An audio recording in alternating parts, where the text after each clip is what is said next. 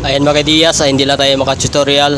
Meron tayong install ito na mini driving light dito sa Click 125. Ayan, ito yung kanyang domino switch. Ayan. On natin yung susian. Ayan. So try natin sa low. So bali yung low natin dito yung kanyang white. So ang high natin yung yellow. Kasi yung purpose ng yellow para yan sa fogs. Kasi kung puti, hindi natin masyado makita yung daan. So ayan. Diyan ko nilagay yung kanyang mini driving light. So hindi yan babangga sa ating tapuludo. So dito ko nilagay.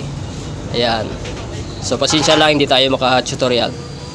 Click 125. Siguro dito mga Diaz, gawa na natin ng wiring diagram kung paano natin install ito. Ginamitan ko ito ng relay at mayroong fuse. So yung direct sa battery. So ayan yung ating install dito na mini driving light. So sa sunod mga Diaz, gawa natin ng wiring diagram kung paano sa install dito sa Click 125 na Wi-Fi.